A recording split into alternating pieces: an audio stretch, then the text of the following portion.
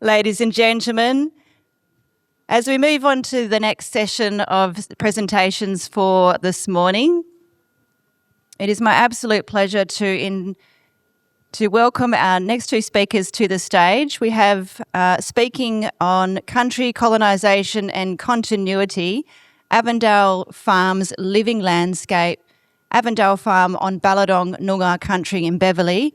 Speaking to this is Kelly Rippingale. Kelly has worked in government, private and non-profit sectors for over 30 years, focusing on the management, conservation and activation of cultural heritage places.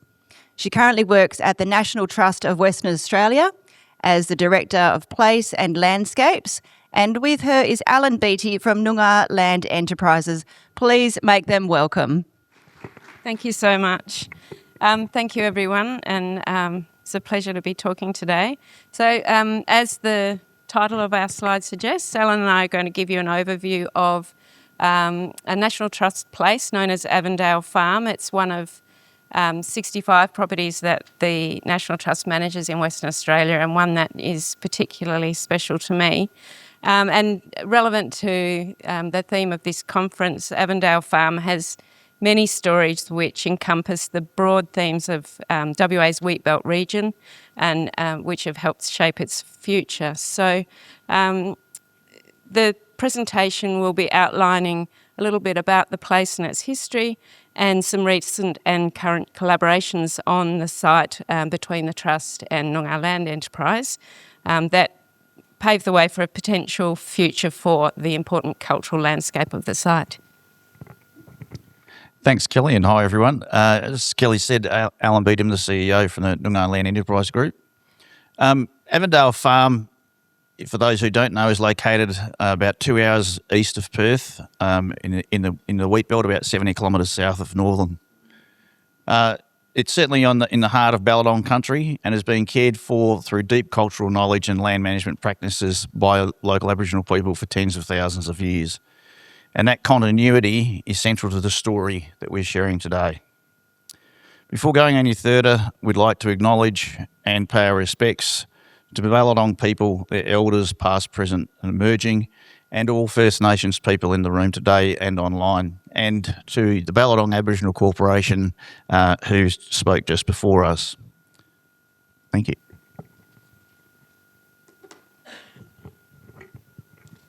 So,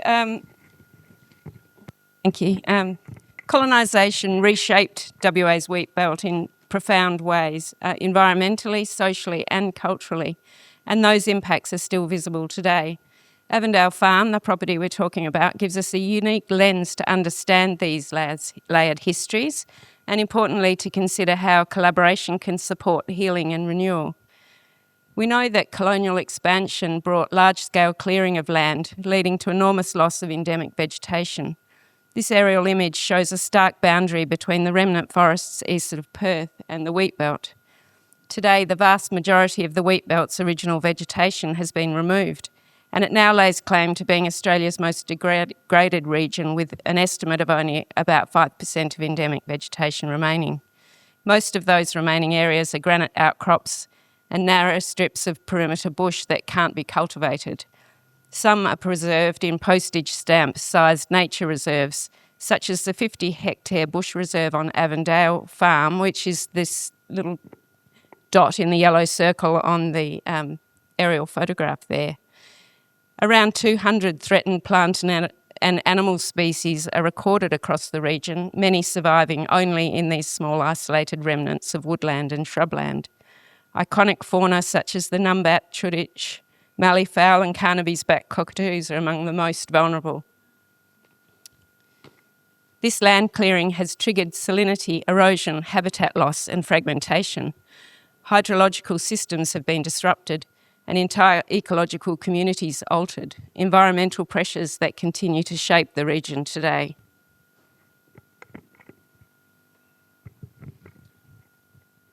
The impacts of colonisation were far from only environmental. Before colonisation, Ballardong people managed this landscape through intricate systems of land care, cultural burning, seasonal movement and a deep observation of ecological patterns. The Kalanala, or the fire stick farming method of seasonal burning, produced grazing for yongers, kangaroos and other animals. Waterways in particular held deep spiritual, cultural and practical significance as sacred living pathways. The Aboriginal landscape management practices maintained biodiversity, sustained abundant food resources, and country was and always remains a living cultural and spiritual network for the Ballardong Noongar people. The impacts of colonisation were horrific, and they still impact all First Nations people here today. Fences, private property boundaries and stock grazing restricted access to country. Frontier conflict and government policies fractured Noongar communities and people and ignored cultural authority. At the same time, new rural economies emerged. However, Noongar people were excluded from all of those economies until recent times.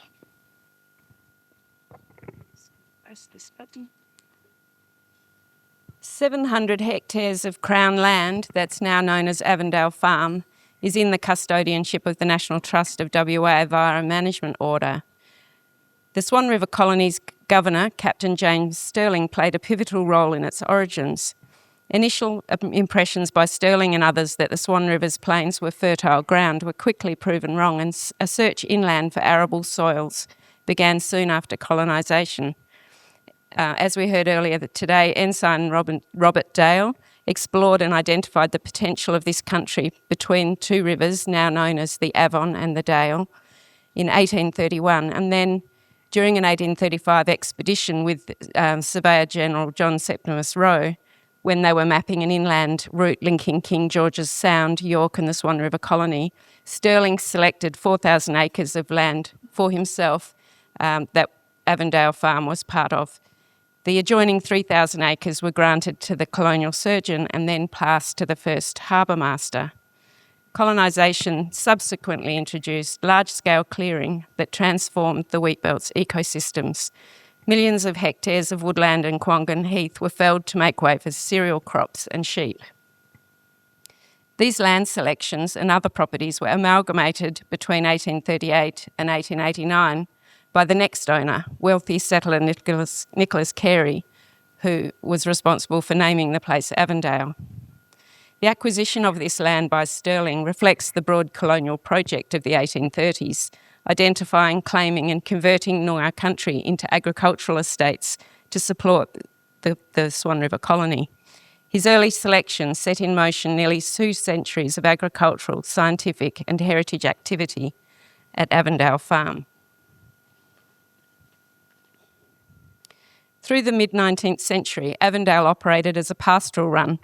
Early buildings were constructed, including this 1880s farmhouse and 1890s stables, which still stand today. The largely intact farmhouse is typical of a working farmstead on the frontier of the colony, and the stables with gravity-fed chutes and finely detailed stalls are described in the conservation plan for the place as a rare example of innovative design. Clydesdale horses that were housed here powered the ploughs, harvesters and drays that shaped the wheatbelt. These structures reflect both the pragmatism and ambition of early agricultural settlement, converting Noongar Country into agricultural estates. A turning point in the site's history came in 1910, when the state government purchased Avondale with the intention of dividing it up and selling blocks to settlers, but there were few buyers.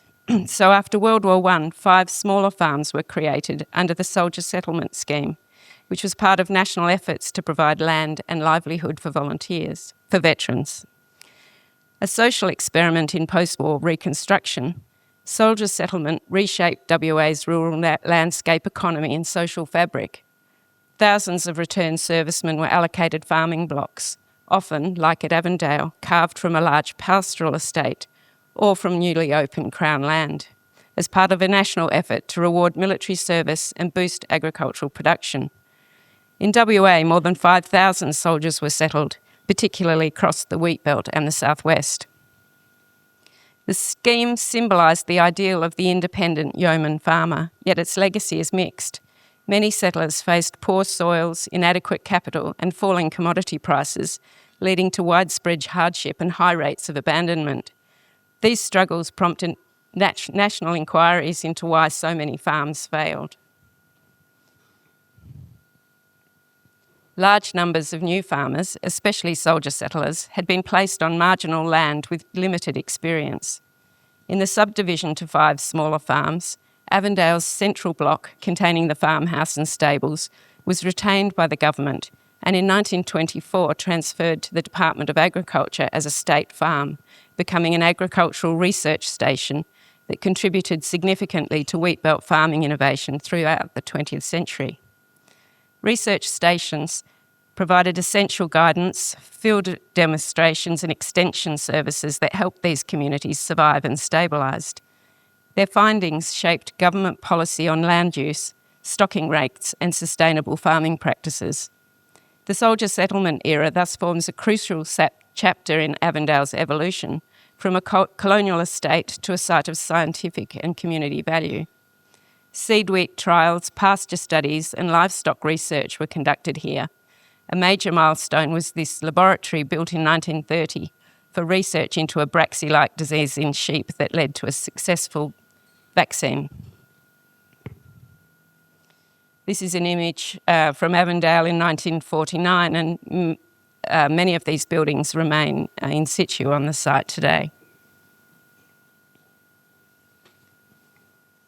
By the late 20th century, salinity and biodiversity decline were recognised as urgent issues. Avondale became a demonstration site for land care, showcasing revegetation, contour planting and soil conservation. The National Trust's private land conservation covenanting program also commenced during this period, and there's a photo here of our first covenanter who covenanted his Narrabeen property in 1921, possibly the first in Australia and we think definitely the first in WA to do so. In 1979, Prince Charles visited for the WA's sesquicentenary and planted a tree on the site. We're not quite sure if that tree still remains, but we do have a volunteer who comes and tends the area and celebrates with a tea party every year. The farmhouse and the stables were restored for the sesquicentenary, and the site was included in the State Register of Heritage Places in 2004, with a conservation plan being prepared in 2009.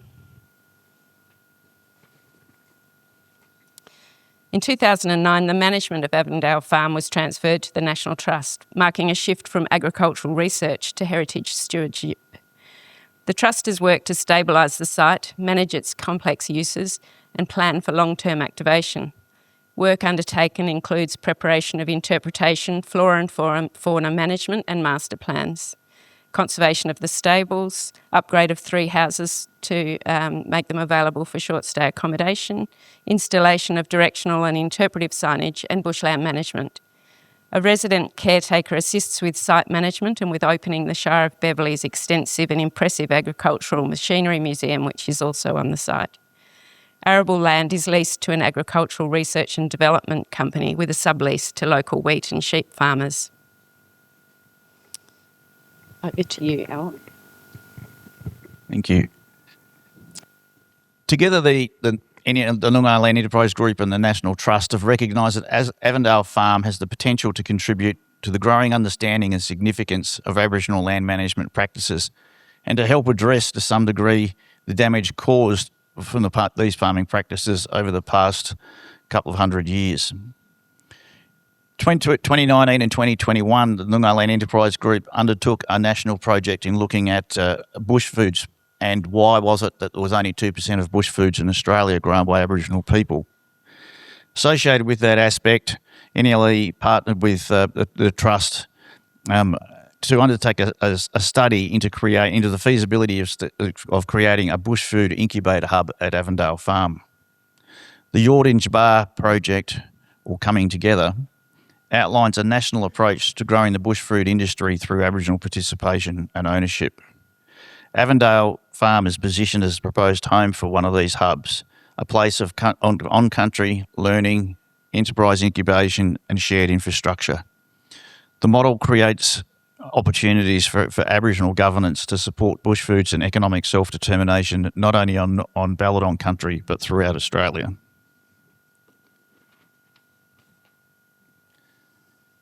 This is a model, NLE's model of how we operate. It was quite different to a Western style model, which is very vertical. This is horizontal and flows across. This is incorporated into the Innovation Hub concept model and supports our Aboriginal-led grower groups. We're a 100% owned Aboriginal organisation with 10 different Aboriginal owners across Noongar Country. It is a practical way to protect cultural knowledge while building commercial capability. Avondale Farm would become the flagship site where the Cultural Authority and enterprise come together as a model to be adopted across Australia. Over the past couple of years, similar to Ballardong Aboriginal Corporation, we've received some funding through Commonwealth and State to commence ranger programs, and Avondale Farm is a part of that program. As part of that program, we're working with the Shire of Northam, the Shire of Beverley and the National Trust to undertake work on various sites associated with those organisations. The Healthy Country plans that we're currently developing will guide this work, ensuring that the community, and in particular in this case the Avondale Reserve and the volunteers working on the Avondale Reserve and with the Trust, are included as a part of that plan. These programs will strengthen identities, support intergenerational learning, and restore ecological health back to something like it used to be. Another part of our enterprise, which has involved the National Trust and Avondale Farm, as well as part of our bush food enterprise, is our wattle seed harvesting. We've undertaken wattle seed harvesting at Avondale Farm. This particular photo is taken at the Maguire property, not far from Avondale Farm, where we've also undertaken wattle seed harvesting. This again supports Aboriginal land management and economic growth, but brings people back on country and back to culture. Looking ahead, this is a photo of up at the Avondale Farm Reserve. We'll be working with the Trust over the coming few years to work on how we can improve the land and the capability and bring back greater biodiversity to that particular site. So it's a project we look forward to working with the Trust and their volunteers and our rangers into the future.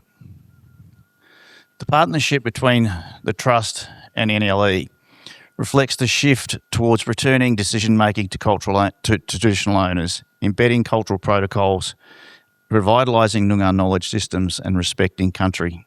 Healthy country plans, range work and other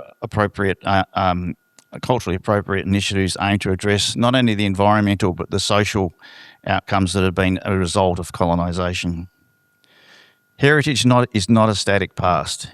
It is a direct relationship with country, and one which the local Noongar people have had for 50,000 plus years on Avondale Farm and across Noongar Ballardong Country.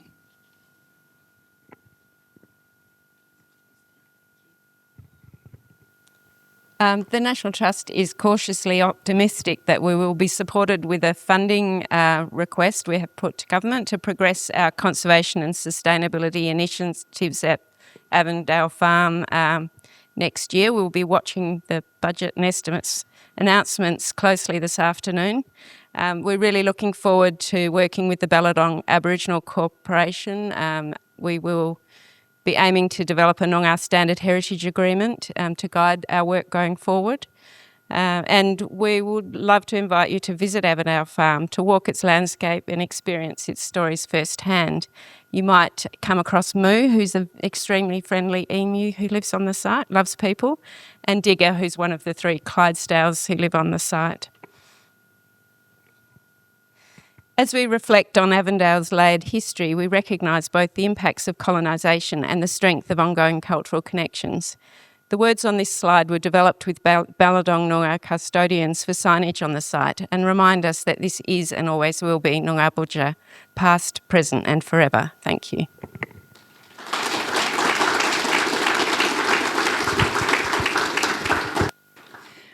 Thank you, Kelly and Alan. That was a great insight into what's happening in Beverley, not far from here, about a 40-minute drive for those of you who aren't familiar with where it is. And coming back to the school and education system, do they get many school excursions out there? Not so much at the moment, but it's definitely education's one of a really important mandate for the National Trust, and there's plenty of opportunity to work with local schools in particular. It's a reasonable proximity to the city, so there is that opportunity to build on education programs, absolutely. Yeah. Thank you. Do we have any questions on the floor?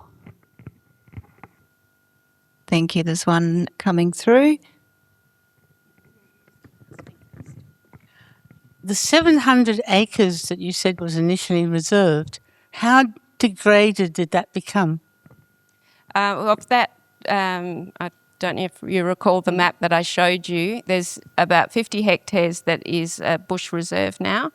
There's a little bit of remnant bush on the remainder of it, and about, I think, 500 acres is croppable. So, and then there's that central settlement area that has the heritage buildings in it.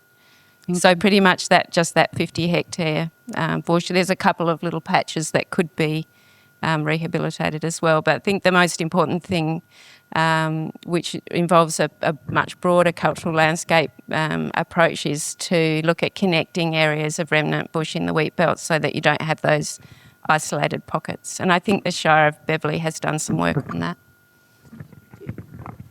And that's where we were mainly focusing on with the between NLE and the National Trust, is that 50 hectares of reserve area at the moment to try and it's in a reasonable state, but it's a lot of the bush that's in there is trees and shrubs and those sorts of things that have got a lifetime of, say, between 20 and 40 years, and pretty much their lifetime's up now. So there's a lot of dead wood within there, and not been any cultural fire or anything go through to allow for rejuvenation and that sort of thing. So that we're in the process of developing a plan for how we can try and help rejuvenate that 50 hectares over the next 3 to 4 years. And one other complexity with that is that there's no water in the reserve. So while the Agriculture Department had put a vermin-proof fence around it, but it actually meant that the kangaroos that were in there were locked inside the reserve. So you've got to have a two-way movement, otherwise with no water on site, that's a problem.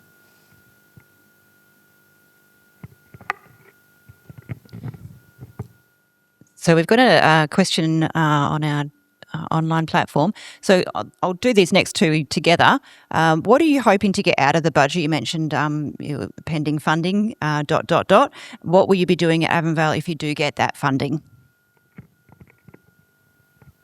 I'm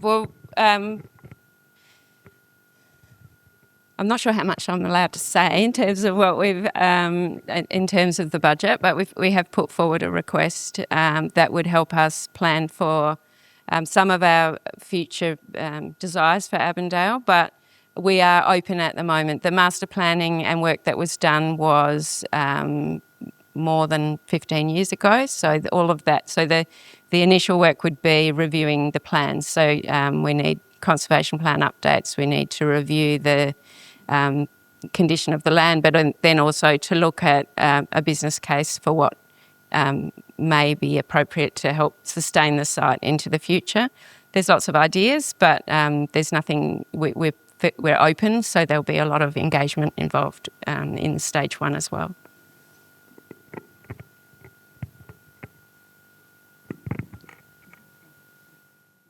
So we don't have long to wait. So state budget is being handed down tonight. So we'll cross our fingers for you over tonight. Were there any other questions from the floor, folks? Yes, one at the back there. The mic's coming over to you now. Thank you. Kel, are the cottages on Avondale still available for short stay accommodation? Yes and no. There are 1, 2, 3. There's 6 houses there. One we have the caretaker living in. One has been set up for volunteers, so we have a group of volunteers that go up that are focusing mostly on gardening around the farmhouse and re-veg work in the bush reserve that will work alongside the NLE rangers. There's one that's not fit for habitation, hasn't got a working bathroom. So 3, we had Wheatbelt Development Commission money some years ago to set up. They have been operating quite successfully, but it is difficult to find a management model that works in the wheatbelt. So as of January, we've had to close it until we can find people to manage it for us and clean it. So they are open for rental for periods longer than 3 months, but they are those 3 houses are fully furnished. So we're not offering them for long-term rental because we still have that desire to have people come, and because they have been really popular, and it is a really beautiful place to go and stay. So watch this space. Hopefully we'll be back online. Yeah, just quietly, you might like to have a look at the web page for that because it's a bit messy. which? The web page? Yeah, It just says we page actually not had that found. discussion just yesterday. Yeah.